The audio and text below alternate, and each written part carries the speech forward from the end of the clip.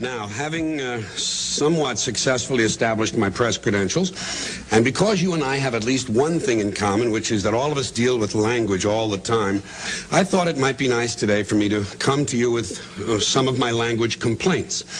Certainly not to blame them on you, although, of course, you are implicated.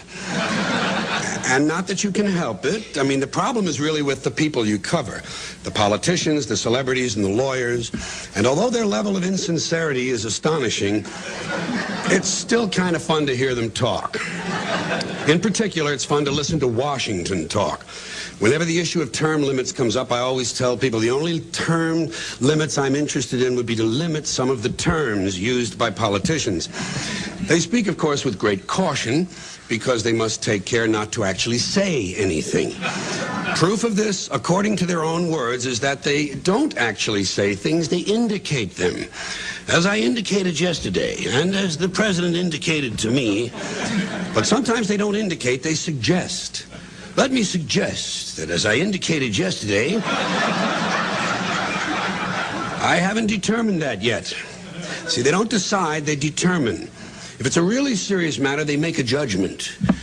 I haven't made a judgment on that yet. When the hearings are concluded, I will make a judgment, or I might make an assessment. I'm not sure. I haven't determined that yet. But when I do, I will advise you. They don't tell, they advise. I advised him that I had made a judgment. Thus far, he hasn't responded. They don't answer, they respond. He hasn't responded to my initiative. An initiative is an idea that isn't going anywhere. When he responds to my initiative, I will review his response, take a position, and make a recommendation. See, they don't read, they review. They don't have opinions, they take positions, and they don't give advice, they make recommendations. And so, at long last, after each has responded to the other's initiatives, and each has reviewed the other's responses, and everyone has taken a position, made a judgment, and offered a recommendation, now they have to do something. But that would be much too direct. So instead, they address the problem. We're addressing the problem, and we'll soon be proceeding. That's a big activity here in Washington. Proceeding. They're always proceeding or moving forward. A lot of that goes on. Senator, have you solved that problem? Well, we're moving forward on that. And when they're not moving forward, they're moving something else forward, such as the process. We have to move the process forward so we can implement the provisions of the initiative in order to meet these challenges. No one has problems anymore. Challenges. That's why we need people who can make the tough decisions. Tough decisions like how much soft money can I expect to collect in exchange for my core values?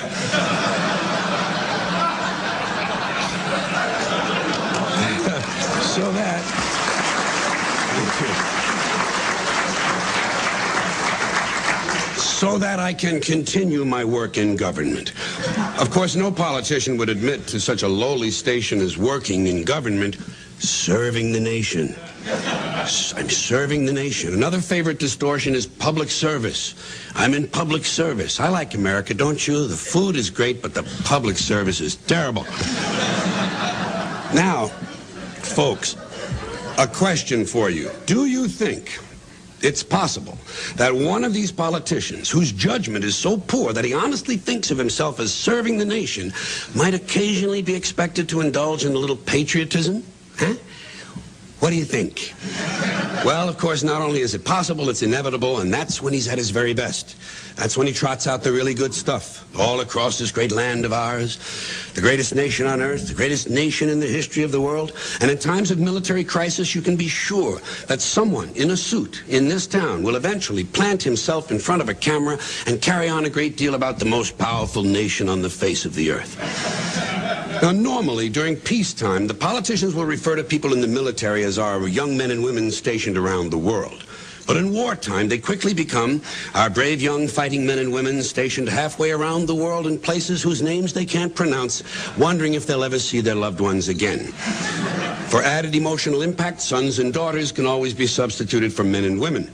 And so I think we can sum this up by saying that where the military is concerned, the extent of a politician's insincerity can be measured by how far around the world our soldiers are stationed and whether or not any of them can pronounce it. Incidentally, another way of expressing this sentiment is to say we're sending our young men and women to places the average American can't find on a map. I've always thought it was kind of funny and somewhat out of character for a politician to go out of his way to point out the low level of American intelligence when, indeed, his very job depends upon it. It would seem to fly in the face of that other rhetorical standby of theirs. The American people are a lot smarter than they're given credit for. This is said with a straight face, although it is obvious, of course, that the proposition is being stated precisely backwards. But the politicians, God bless them, or something like that, they're at their most entertaining when they're in trouble. When they're in trouble, their explanations usually begin simply with words like miscommunication. What did you do wrong, Senator? Well, it was a miscommunication. Or I was quoted out of context. Better yet, and more ironic, they twisted my words. Such a nice touch. A person who routinely spends his days torturing the language complains, they twisted my words.